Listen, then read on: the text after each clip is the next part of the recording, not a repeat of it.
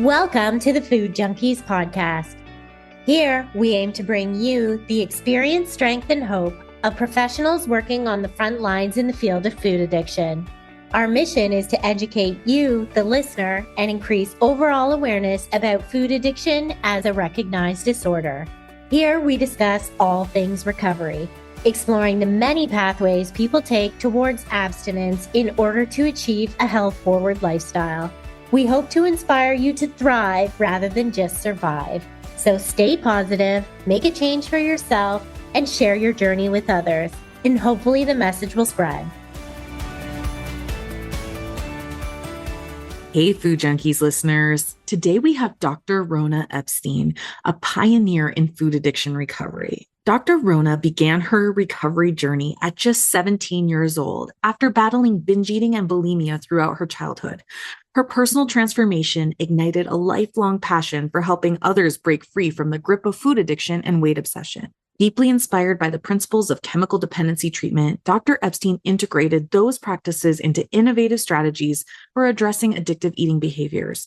She also pursued training in marriage and family therapy through the Council for Relationships at the University of Pennsylvania in 1988, equipping her to tackle the emotional and relational roots of addiction. Since 1994, Dr. Epstein has provided therapy and coaching to individuals, couples, families, and groups specializing in eating disorders and addictions. Her Chester County, Pennsylvania-based practice integrates 12-step recovery principles or biblically inspired spirituality, tailoring approaches to meet her clients' unique needs. Dr. Epstein received her doctorate in clinical psychology from Chestnut Hill College in 2009. Her dissertation, Binge Eating Disorder and the 12 Steps, has become a key resource in understanding successful recovery strategies. Dr. Rona is also the author of Satisfied in 2018 and the Satisfied Workbook in 2020, which provide practical tools and compassionate guidance for those on the path to food recovery. A firm believer in the power of community and spirituality, she emphasizes the importance of addressing underlying wounds, cultivating self-compassion, and embracing spiritual growth as part of long-term healing. Through her work, Dr. Rona has transformed countless lives, offering hope, empowerment, and a path to peace for those struggling with food addiction. Welcome, Dr. Rona. Thank you so much for being with us today, Dr. Rona. Clarissa and I are excited.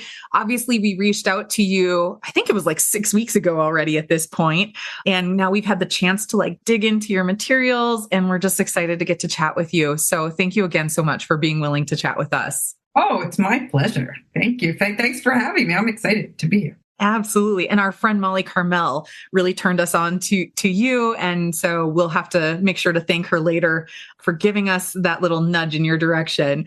So let's get right into it. We're always interested in knowing kind of that personal and professional journey. Like, how did you get to where you are today doing the things that you're doing? Well, I, like so many of us, have a story, so I don't know how long you want me to talk about that, but so, I have a history. I was one of those people who I was bulimic. I was, binging my brains out on ice cream and cookies when I was a kid. And that was back in the days before we knew about eating disorders. So there was no term bulimia in the world. So I was definitely very alone in my little secret world of binging and purging and taking amphetamines. And I just, very, very alone. So, I'm sure a lot of people understand this sort of secrecy, trying to act like everything's fine on the outside, having friends, trying to be cool while I'm dying on the inside, feeling like I want to die pretty much. And the progression, I kind of joke about it, but I always say I feel like I came out of the womb looking for ice cream. But, I definitely was a kid who was preoccupied with sweets, and it just grew and grew and grew all through my childhood. And, from 12 to 17, it was just it went from being sort of always preoccupied with sweets. I actually was kind of a kid who, I had you could have, now that I understand it, if I was a parent today and I saw a kid like me, I'd be like, wow, that kid's in trouble.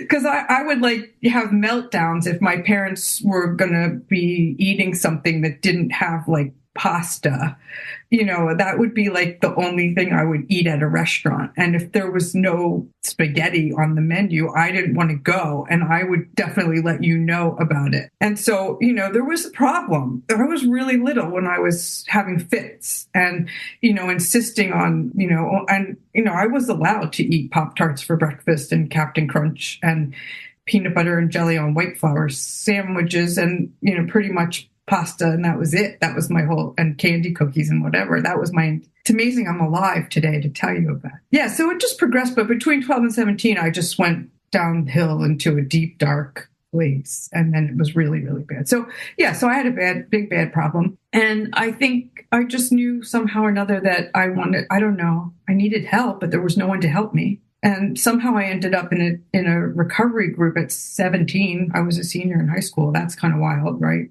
I mean, I walked into a recovery group when I was, people there were all like old, like my mother, like I was a kid, like I was a teenager. It was very weird. And, I definitely felt out of place. And it was kind of a miracle. There was somebody there who was like 20 something who grabbed onto me and made sure I kept coming back. And she probably saved my life. So kind of a miracle. So, yeah, I mean, I think probably the miracle of my recovery just made me want to help. I mean, I think even while I was in it, that my desperation for help, my desire for help, I think I think that I was just I don't know, there was something about being in that desperate, awful place. I think it just propelled me into wanting to help people. So, I have literally spent my entire life since being in recovery. I was 19 when I finally quit overeating. It took me 2.5 years, and then some time before everything really calmed down with the cravings and the obsession and everything. But I've been helping people. I went to school, got my bachelor's, master's, and then worked for a while in drug and alcohol. And then my, intention was always to help people. I was sort of thinking about this before there was ever even a rehab. I was dreaming about it. I made up as part of my school projects, like I designed food addiction program, even though there was never one. So anyway, it was a long time later that I actually got to finally do that work. And now I've been doing it for a while. So, yeah. So it sounds to me like, for your own personal recovery, that support groups and community played a big role. And is that also something you promote in your professional life now as well? 100%. I think the inspiration of other people is so much what people need when they're broken and, feeling alone. And I love when I hear people, they go into a recovery group and they're like, I'm not alone. There's people, like, I thought I was the only one. And then, their eyes are open. There's like, I'm not the only one. I don't know, that terminal uniqueness problem that a lot of people have. It's pretty amazing when people, but not only am I not alone, but those people just like me, they cracked the code. And it's like hope. And right. And I think we need that so badly. It's so amazing when you hear stories just like yours. And then there's somebody who can say, I've been right where you were and I can help you. And that, I think people who are struggling, that there's no one else who can help them. The doctors can't help. Like, doctors don't understand unless they've been, can't help unless they've been, no one can really help unless they really help on this sort of level. I'm not saying you can't help. People can help. I'm not saying they can't, but there's a kind of help that is, I've been there, me too. That is like, I think there's nothing like it. Yeah. And you had also said, as part of like that recovery journey or part of your story, your family relationships, and saying like, oh, I was this kid that, like, looking back now, if I were that parent, I would say, that child is in trouble. And so thinking about like how challenging family relationships can be, and, what role they can play in addiction, food addiction specifically here. How do you think then that family dynamics, especially in those younger years, might contribute to food addiction? And what advice would you have for people in similar situations? Be it either they're the young person themselves, or maybe they're the parent seeing the child struggle and throw these fits like you were experiencing. Yeah, we could talk for like the whole time about this, right? Because I mean, I think one of the most common things I notice when I'm talking to clients, like they feel like, oh, well, I have to have this food in my house for my kids. And I just look at them like, why do you need to have, your kids don't need this food. Like, and it's not even food anyway, right? So I think there's a lot of cultural problems, right? And I do think, so that's besides the point. So this question is like a multifaceted question, right? Because there's the emotional issues that go on in families, the stresses, the conflict, the pain. I mean, if I look at my young self, I would say, oh, certainly I was for sure eating because I didn't feel loved.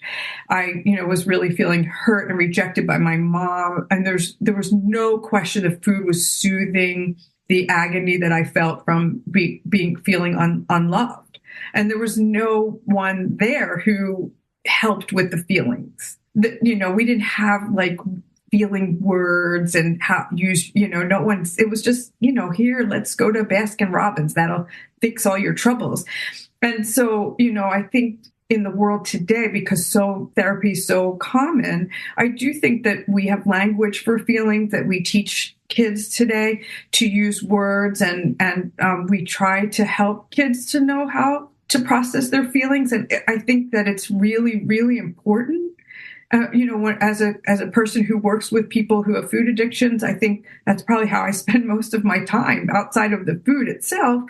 It's so much about processing the reasons that we eat, all the grief and the pain and the bad feelings about ourselves, the negative self-talk and all of that, that if we could try to do that when we're young, and if families could be better at sort of helping to promote better self-esteem and better feelings of being cared for and loved, and kind of handling the troubles that kids are feeling, like, you're feeling down about your friends, or, you're having conflict, or you're feeling insecure about your schoolwork, or, all the things that come up for kids.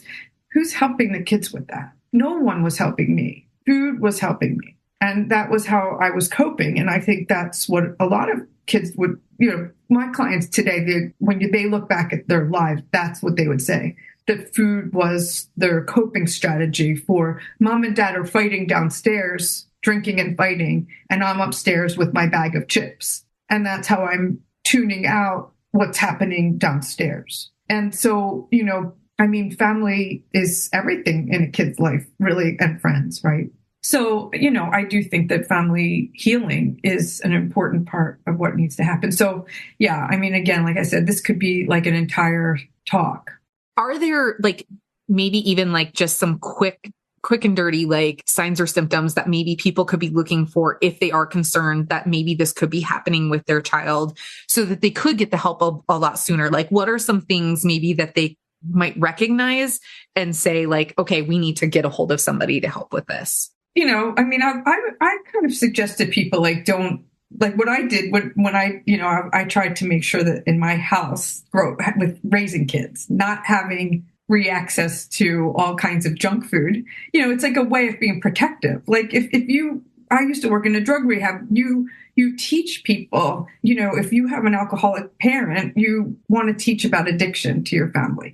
So I tried to explain about how sugar could be, a problem, how you can get cravings from eating too much of it, and how, trying to, I try not to be crazy with it, not letting anybody ever have anything. But if we want to have something, you'll have one, and we'll go to the store and we'll get one. We're not going to have boxes and back, in my house, you could eat half gallons of ice cream and no one would notice they were missing. Right. So I ate boxes of Oreos and then they replaced them. That, if you want your kids not to have a problem, don't do that. Right. Right. You know what I'm saying? So even if if the kids, if you want to help your kids, try to, I love it. Today in this world, there are so many ways to eat healthy, nourishing, yummy snacks, even for kids. Look online and learn how to bring food into your house that your kids could eat that won't be addictive. Right? Because a family can be responsible for you don't have to buy the junk food. You can buy food that's good for you, and it can taste good and sweet too. And but it doesn't have to be addictive. So, there is a difference. there's so much now, and I could go on and on about it. I love the fact that if you look online, that people are actually really conscientious about making things that, and making things available for people. So I do think that we can actually take responsibility about this. And so I that's a thing. And I know it takes more work and it means maybe spending more money and more time, but it is the loving right thing to do. And of course, if a kid is using food, then maybe some counseling, to help them be able to find their words for their feelings, and maybe family therapy to be able to process what's going on in the house, that kind of thing. So. Yeah, I think that really captures it. And, I had a client the other day and she's like, I'm eating fruit now. And what I'm noticing is like my daughter's eating fruit too. So like modeling that behavior, like kids are always watching. And so they certainly do start to pick up on that. But I think access alone is enough to use, right? Like you said. And if it's always accessible, then of course I'm going to eat those foods instead of, carrots or vegetables or other things because they were created for me to crave them more, right? Exactly. I'm wondering, because you've been doing this for so many years, we certainly at Sweet Sobriety, when we start having new group members come in, they're always looking for that right food plan. Do you run into that? And what steps do you recommend for someone to figure out, like, what's the best strategy, maybe a place for people to start? Yeah, that's a great question. So I just took a stab at trying to write a book about this, which I know you guys had a look at, but I found this is a challenge. I mean, having been around the recovery rooms and hearing about different people's opinions for years, ever since the day I started my own recovery, and hearing, watching, I'm sure you guys see this all the time. You have people who, like, you go into a particular type of meeting and these people all believed in this one way. And then people feel like they're failing if they're not following this one way. And I felt that way. And I couldn't fit into the box of I didn't do well with the very strict, rigid way of doing things. And I tried a little bit of that. And I found myself wanting to shoot myself. I just was, it wasn't working for me. And I do feel grateful for learning about measuring and weighing, because I did learn important things about what's a proper portion and what do I actually need. But I found for myself that over the years of working with people who go to different types of meetings and different types of recovery groups and different types of nutritionists, I have really come to a place of seeing, and I've always believed this, we have people in the food addiction space that believe in a one-size-fits-all way of doing things. And I respect that. And I understand that. I understand why they think that. I believe that there's a protectiveness about wanting to make sure that no one who has addictiveness with food ever eats anything that could be potentially addictive. And so there's these rules that you have to be very strict and you have to follow these rules in this very specific way. But actually, for people like myself, that makes me want to break the rules. And actually, there's an entire contingent of people like me who that sort of rigidity is a call to rebellion. And so it doesn't work for everyone. And so I don't think the people who believe in that one size fits all understand the people who are like the people who need a little less rigidity. And so this is so complicated, and I feel like it's been an incredibly challenging thing that to watch over the years, watch the professionals, watch the people in the food recovery groups, try to make everybody fit into a model. And I don't think it's possible that we can really do that. I really think that people are individuals and that we each need to come to what's the right path for ourselves, and that we need to kind of do trial and error. And I don't think that I love watching. There's some people who they are so peaceful and happy with the weighed and measured approach, and that really is what resonates with them, and it fits for them, and that's their peace. And then for other people, having 3 meals a day with nothing in between and no sugar and refined carbohydrates is fine. And they don't need to care that it's exact. I know I've found for myself over the years trying to I have like a pretty, I kind of eyeball my meals today. I eat, make sure I'm very nourished. I don't skip meals. I have very strong rules about my food. Like, I don't miss meals. I don't skimp. I don't restrict. I don't do that. I make sure I eat. I'm very well nourished. My doctor even writes that on the thing, right? Which doesn't make me very happy because I know what that means. Right? It's sort of like she's a well-nourished. I'm kind of like, are you saying I'm fat? But anyway, whatever. I am well-nourished. And I need to be well-nourished because my old restricting part would binge from being restrictive. So I can't be restrictive. That's a part of my disease. So I learned my rules. I am a sugar addict. I am not a salmon addict. I do not want to binge on salmon or broccoli or salad or brown rice or potatoes. I have no interest in binging on the foods that are in my meals. So the fact that I don't feel the need to stick them on scales and cups because I don't have a volume problem with my healthy foods. But there are people who do. Who they can't eyeball 3 ounces of salmon. They need to put it on a scale. And that's what they should do. Because for them, it creates insanity because they're not sure if they had the right amount. Where I had to learn this because I had to get over being forced into somebody else's rules and model because I was trying to force myself into the rules of what I thought was right. And then I learned that my right is not the same as their right. And so this is what I try to say to people is like, try on for size somebody, the plans that you see, you have multiple options. Here's what this group does. This is what that group does. Look at the things and then just make adjustments with a nutritionist or your sponsor, somebody you trust, and work together with people who you trust in recovery and figure out what works for you. You know, when I was given a food plan and it said half a cup of brown rice at my early recovery, cup of brown rice made me feel like I was on a restrictive diet. So, but then a cup felt like too much. So I said, okay, 2/3 of a cup. Guess what? That was what was right for me. It wasn't somebody else's rule, but that could be my plan. And that was what could work for me. Today I'm older. I don't need as much food. I could eat a half a cup. I don't care. I don't need that much. Because I don't, but in the beginning I needed more, right? So you see what I'm saying? It's sort of like, it's not rigid, but that's for me. That's for me. So I try to help people find their way. If you need it, to the right person and the right nutritionist and I just don't believe in one size fits all. Am I talking too much about this? Not at all. That's beautiful because we feel the same way. There's no one right way. And that's exactly how we help guide our clients is to finding their own way. And it's really interesting because like you were saying, for the people where it's like weighed and measured, like you can see them just like the relief that can just come over people and that, but then there are the other clients who are like you can see them just like physically like, oh my gosh, like the thought of doing something like that.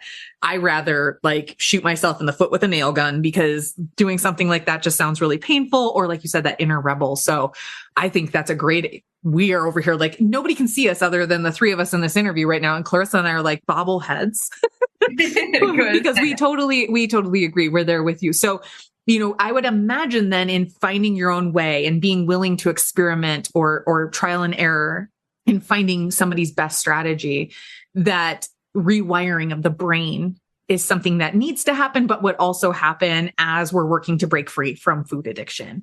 And so I'm wondering, what techniques or practices have you found that individuals can use to maybe start that process to be successful, to really change how they view food and how they're eating food and their relationship with food and self? Yeah, I think it's so cool, the whole, what we've learned today about the neuroplasticity and the fact that our brains can change. It's so, in some sort of way, like having had the experience of going from being a person who was so out of control to someone who today experiences peace. I mean, like sometimes I feel like it is an out of body experience to not have a fight with food and to just do it I live today like very sanely with food. I just do my routine. I eat, I make healthy food, and I don't ever think about like, should I have that cookie? It's just not a thing that I do. Unless I made my breakfast cookies with oatmeal, and no sugar. I do have that, it's like bananas and oats, but I wouldn't ever eat Oreos because that's like, I would rather stick a gun up to my head because that would be like the same thing. And that is my brain is totally changed. I mean, when I was in early recovery, I drank 2-liter bottles of diet soda a day trying to come off sugar. Today, I don't want diet soda. My brain is changed. That's a change. But when you look at that and you realize, how did that happen? How did my brain go from somebody who literally spent all day 24/7 whenever awake thinking about when I was going to get my next fix and how I was going to try and stop it, and never a moment of quiet, never a moment of peace, to having absolutely none of that going on ever in decades because of exercising, practicing. And see, this is where I've been thinking a lot about this. I gave a talk on this recently to counselors about how taking a period of time of your life, why people go to rehab, right? Or they do intensives. Like I think of like high gear, taking a period of time of your life and thinking of like why in that first year of recovery, not forever, but for a season of time. Because I think sometimes people just feel so stressed out by so much that goes into recovery. But if you think about it, it's a 24/7 problem. So you can't throw a small bit of recovery at a problem that's going on 24/7. It's sort of like trying to treat cancer with aspirin. Like it's just not going to work. So rewiring your brain, it requires a high gear, body, mind, and spirit, food plan, recovery, spiritual, emotional, all the parts on a high gear, practicing new ways of thinking, new behaviors with food, with your lifestyle, so that, there's so much, this could be another hour of talking because there's so much practice that we have to do to be different. But after we do it over and over, it becomes what we like as the same as if we had always been doing it, because our brains are malleable, they're teachable. We can teach our brains to do new things. It's like you learn a new route and your brain just knows what to do. We just know what to do, right? And so, that's the most amazing thing. Yeah, I love that you say practice, because that is also something we reinforce. And we know with like the recovery research coming from, both Molly and I were addiction and mental health counselors before food addiction. And they talk about sometimes 7 years before people get 1 year of abstinence, and that, recovery is a process where we have to practice. It takes time to rewire the brain. But, sometimes I certainly see in our Facebook group, back to day one, relapse, setbacks. And we know it's part of the process of learning and growing and rewiring. So what are your recommendations for people handling setbacks so they don't feel like they've lost all their progress? Well, okay. So, obviously relapses, it took me 2.5 years to get abstinent, and then, like I said, even after the 2.5 years, I still struggled with a lot of temptation. And, I hate it when people feel like they have these expectations of themselves to just get it right away. It's just not realistic. Most people struggle because it's so hard to change and it's so hard to get this. And I just get so upset sometimes with people because not the people helping them, because they expect them to get it so fast too. And I don't understand why. When you've been doing something so long, it's not just going to go away. It just doesn't. We don't change that easy. People don't change that easy. We have to be gentle with ourselves and give ourselves plenty. And I'm glad you said 7 years, because yes, sometimes even longer than 7 years, sometimes decades before the miracle happens. And I always say to people, don't quit till the miracle happens. So it's important. So I always say this, and I think this is true. Everything that I do in my recovery, I learned from falling on my face. Every fall, is an opportunity. Every time we make a mistake, every time we blow it, every slip, every relapse, if you take the time, and even though it's painstaking and it's annoying, instead of shaming yourself and beating yourself up, stop and say, okay, what happened? And then we learn. okay. And there's a million little things because there's so many things that are tied to why we eat, whether it's the reactions to other people, the conflicts, the stresses. So how do I learn to reduce stress? How do I learn to take better care of myself? What do I have to change in my life to make myself more likely to be able to keep my abstinence and keep my recovery? And so it's all opportunities to learn how to create a recovering lifestyle. We couldn't agree more. I think we say very similar things in our groups too. And it's really interesting. And maybe it's part of that, part of our culture where it's like, we have information at our fingertips, like you want to know the answer to a question, you can ask Google and it'll tell you an answer like that, And so it's that I want what I want and I want it right now. And it's like people have now decided I no longer want to have this problem. So therefore it must just be over. And we forget that there's actually a lot of work that goes into it because we all started using, whatever it was for one reason and we've continued to use for another. And if it took us decades to get to this place to say like, hey, enough is enough, it would stand to reason. It might take decades to change it. And sometimes I like to tell my clients, it's a lot like a relationship in which, like maybe it's a marriage or something. And maybe you've been married for 20 years. It takes 6 months for every year that you were together, right, to like process some of that. So it might be 10 years before, and not that you can't move on and have better things, but it might be a while before you feel like, yeah, I've got this. And so I imagine part of that struggle is the emotional eating aspect of what goes on in our lives.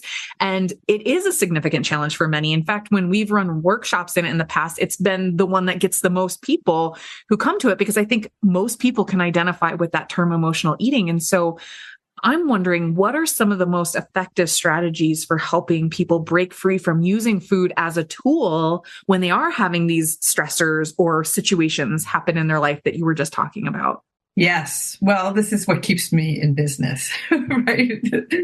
Right. And you too, I'm sure, right? I mean, this is it. It's all day. It's right. I'm stressed at work. I'm stressed at home. I'm stressed because of my thoughts, my negative thinking, my stinking thinking, I hate myself. I'm negative thinking is such a huge part of all of this, right?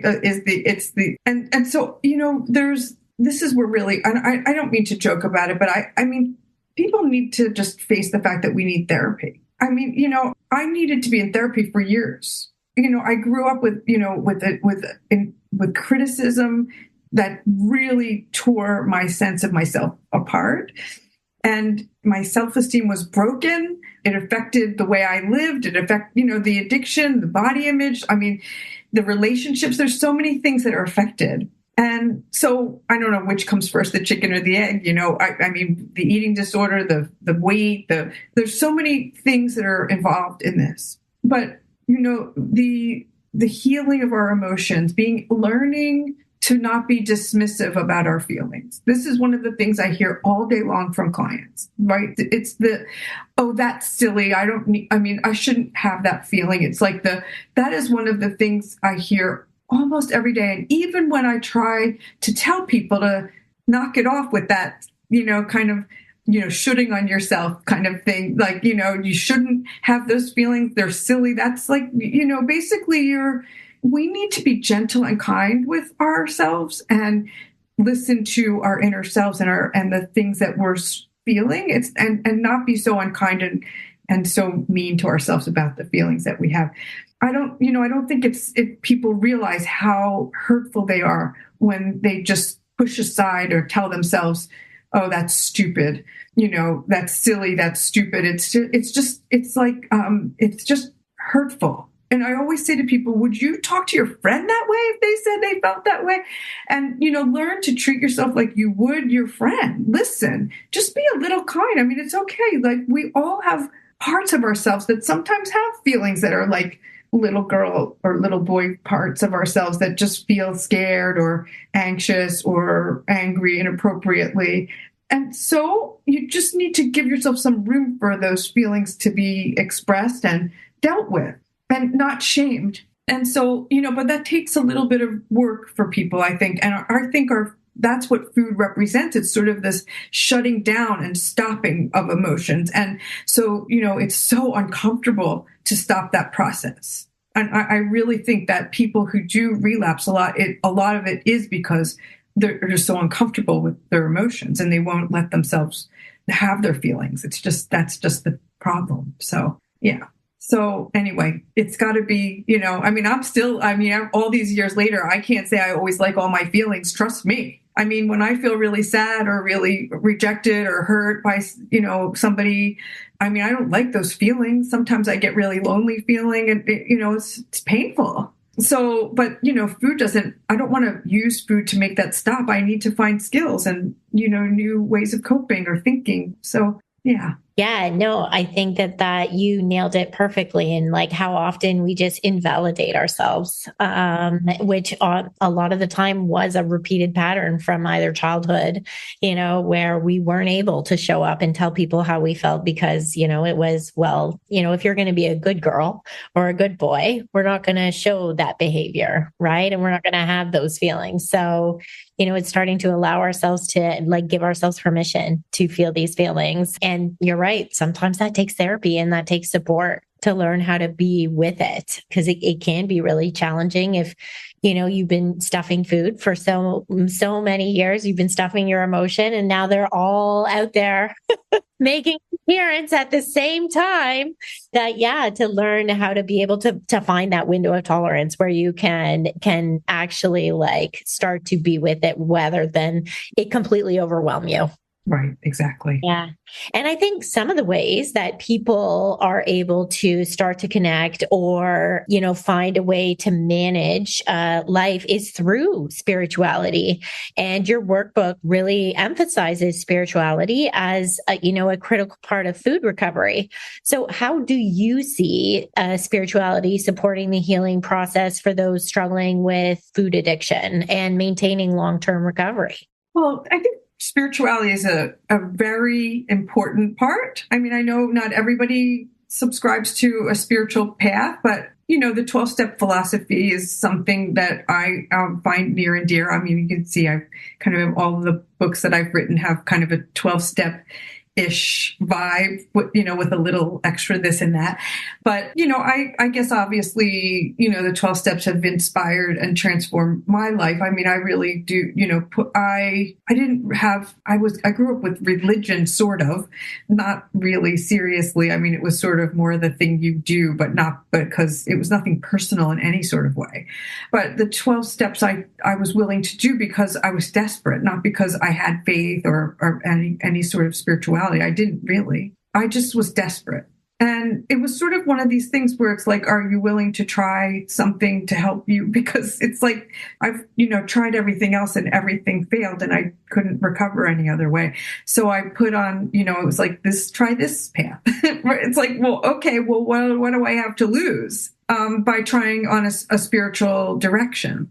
And, and in the process, I found that faith and kind of spirit, meditation, prayer, learning to adjust my thinking to a spiritual way of thinking and finding peace, soul food, so to speak, in a sense, realizing that there's something missing inside of me that I was using food to try to fill. And, that all kind of made sense. And so I really think that spirituality is sort of like the food that's missing. And the importance of kind of feeding that part, that empty part that cookies don't, it's like the wrong food for the wrong part. There's food for nourishment for the body, and then there's food for nourishment for your soul. It's two different types of food. There's emotional food, there's relational food, there, all the parts of us need different things. And it's like this whole part that I didn't have any food in the spiritual arena. But I found by listening to people who had what I wanted, people who were recovered and had peace and didn't seem to be fighting and had real transformations, they all had spirituality. They had that. And so why not? What do I have to lose? Right? That's a really great question. What do I have to lose? And you were kind of saying okay, I was in this desperate place. And so, that's how you got there. I find that we run into a lot of people who really find it hard to trust in faith, in that faith, or like this idea of a higher power. And I guess I'm wondering, like, what does it really mean? And then this word surrender, which can also really get people worked up too. So what does it really mean to surrender this control to this idea of a higher power or something spiritual? And how can we as individuals then begin to like make that shift in our lives? Because first there might be this idea of like, if I give, like, what does this even mean? But also this idea of surrender. So like, how do you like work past those kind of roadblocks that can pop up like pretty much immediately? Yeah, it's true. I think as I work with people who on these issues, I mean, you do kind of come across people who have been very wounded spiritually, people who have grown up with a religious abuse, really awful things. And so I mean, certainly encountering some of the things people I've met who have lived through some pretty awful religious and spiritual experiences, I can surely understand why. And then too, when you have the world in the horrible state that it's in, it's easy to question how can there be a God when there's, the world's such a mess. And, there's lots of reasons for people to question and wonder about spirituality. And so, yeah, I mean, there's, how do you have to kind of help. I mean, personally, I feel like that everybody, wherever they are, like I try to meet people where they are. You can't surrender unless you feel safe. There's no way on earth that you're going to give over your life to a higher power if you don't trust that higher power. And so I think, kind of coming to that place, you have to, I mean, I personally went on a journey of exploration. I went way past where I started from my childhood, what religion I went through on a search. Kind of like the food plan. I didn't just take what was given to me. I went on an exploration personally. And yeah, I tried on different things and, until I found, something way different than I really wanted or expected. But I think it was more just being open and being willing to see about spiritual things, trying on prayer, trying on meditation, trying to see. Because I know I needed that. And so I think the whole issue of surrender, when I was thinking about like, well, okay, so I am surrendered. If I'm in an addiction, I'm surrendered to the food, right? I'm the food calls, I obey, right? The craving comes, I give.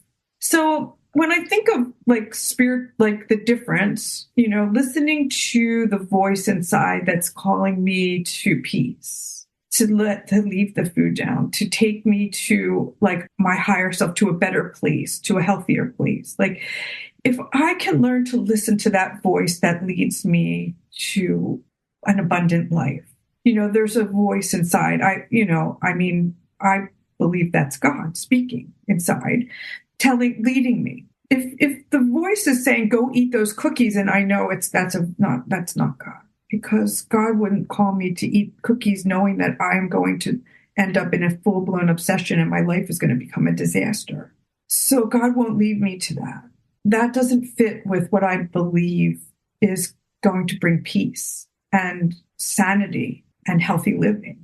So if I think about what surrender looks like, it's like my last day, May of 1983 is my last moment. I had this miracle moment of I was in 7-Eleven and I was fighting the fight, trying to get rid of I was trying to be abstinent, but I was miserably failing. And I'm standing in 7-Eleven with my hand on a package of cookies. And the words, thy will, not mine, be done, came in my head, which I learned in the program, right? In the 12-step program. And I put the cookies down and I walked out. And to me, that's surrender, right? Because I went in the right direction. I didn't, of course, I used to pray on the way to 7-Eleven that God would crash my car. But that's the wrong prayer, right? Surrender is thy will, not mine, be done. My will was to eat the cookies and kill myself with cookies. But I believe God's will was for me to leave the 7-Eleven and trust that I would be okay without the cookies, right? And I'm much better without them. So, right. So I have to learn how to trust, to surrender. That's a different kind of surrender. It's trusting if I let go of this thing that I'm holding on to, that I'm going to be okay. Mm-hmm. Yeah, I love how you kind of redefine surrender to make it make sense for you and make it, powerful and motivating. And I think that is something that anyone can do, like you said, with the food plan, with your spirituality. If it's like, oh, that just figuring out that this is the life I want to live that's aligned with my values, whatever the driving motivating factor is, that, just make it yours, because that's what's going to have the most impact in the long run. I'm wondering if you could speak a little bit. I know this wasn't in our list of questions, but it comes up so often with the clients we work with is shame. And it feels so heavy with this population. I've certainly worked with alcohol and drugs for years, but the food shame is deeper, it's heavier. And I'm wondering, what maybe you think that's the cause of it and how you work with clients around it. Yeah, shame is a big issue. And yes, you're right. I mean, it's probably one of the most common problems. I think that, and gosh, in terms of who knows, there's so many issues, right? I mean, well, first of all, we have shame about our bodies, right? So, and that could be, who knows, is it society that's telling us that we're supposed to have bodies that aren't real? I mean, there are maybe a handful of people who are fortunate enough to have these perfect little bodies, and then there's the rest of us that don't have those perfect bodies. And so then we, are being shamed into, everywhere you go, there's, we're kind of being forced into this, this diet culture kind of that's, telling us that, thin is best and whatnot. And so of course then, and then who knows, I mean, I'm sure you've heard it all, just like I have, how many people have these horrible people in their lives who have shamed them over their weight, bullying their own family members, fathers, brothers, friends at school. People, I mean, the stories I have are traumatizing to me, to hear the stories of people being shamed over their bodies. And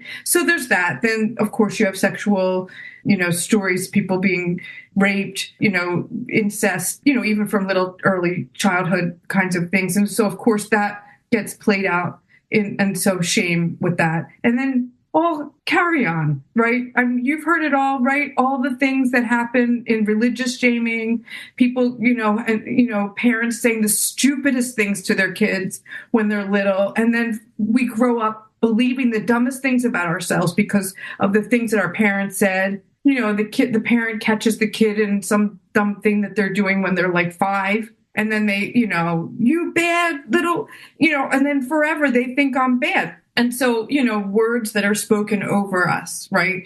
Negative, I know that's my story. I mean, sometimes I used to look at, you work at a drug rehab.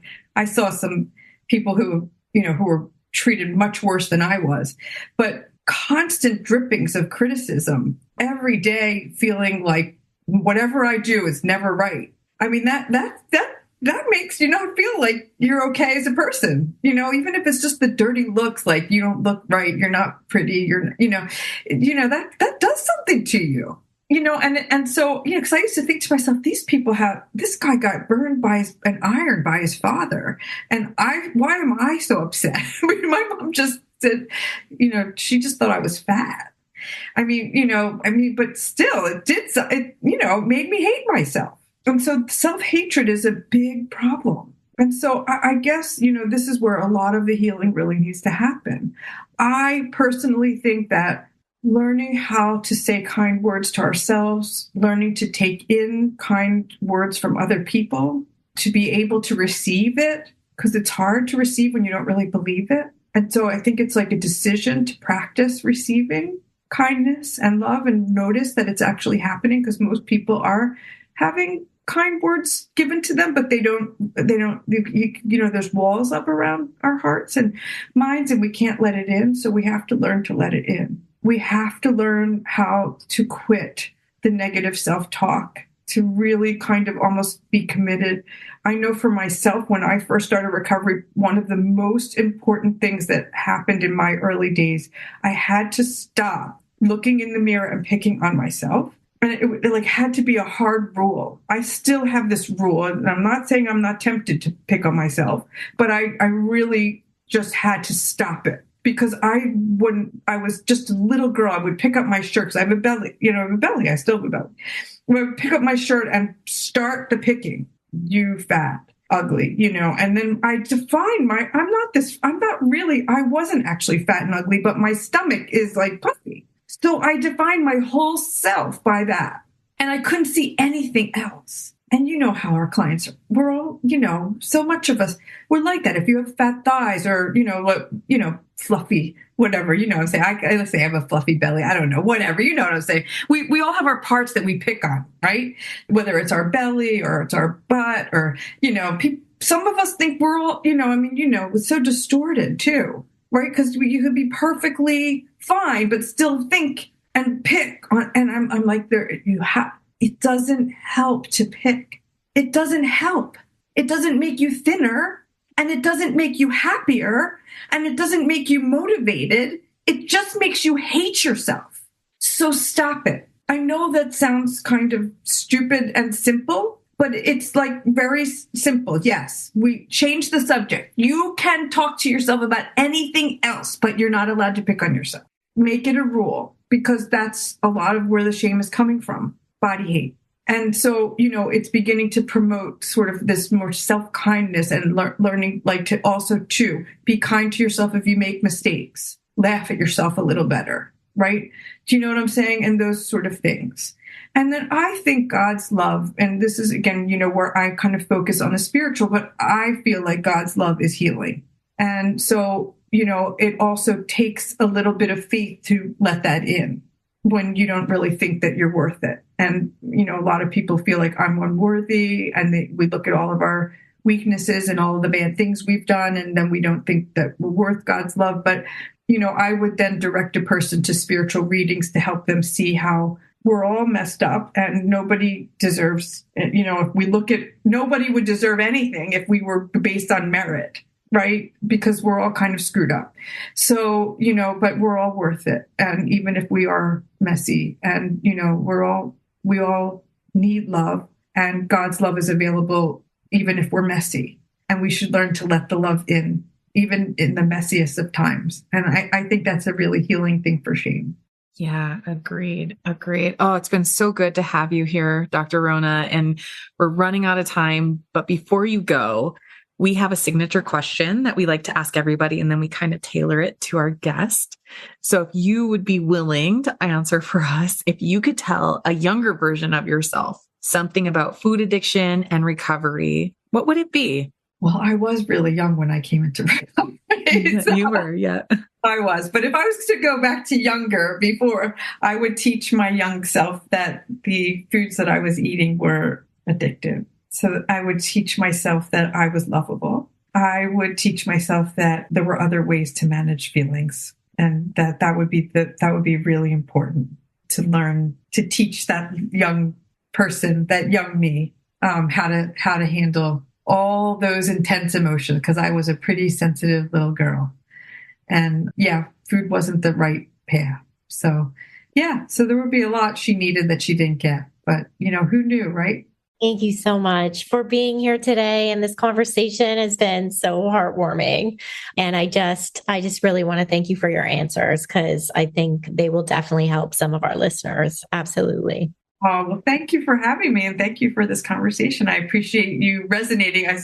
I know people couldn't see your heads going up and down, but it was great to be with you guys, because I know you were with me. And Well, I'm so glad that you felt that we were with you too, because I can't imagine having done this for as long as you've been doing it and the amount of pushback you must have received over the years, because we've only been doing this for like 5 years. We've been in other substance use disorder treatment, other mental health treatment, but only doing the food addiction stuff for the last 5 years, and the amount of pushback we get, and it's definitely becoming more of a mainstream idea than it must have been when you started. And so we just appreciate you being willing to be here with us today and sharing and really like validating that, we're on the right track. So thank you again so much. Wow, thank you. I'm glad to have others on the road together, right? We need to work together. So it's a blessing.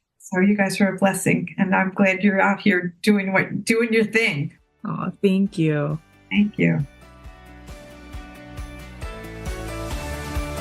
Thanks for joining us this week on Food Junkies Recovery from Food Addiction.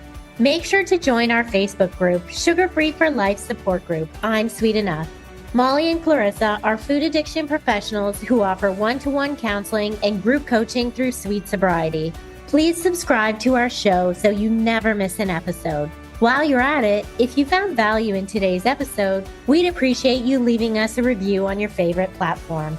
Your feedback helps grow our show and allows us to reach others who need to hear this message of recovery. Don't forget to pick up a copy of Dr. Tarman's book, Food Junkies. And as Vera always says, the power is ours.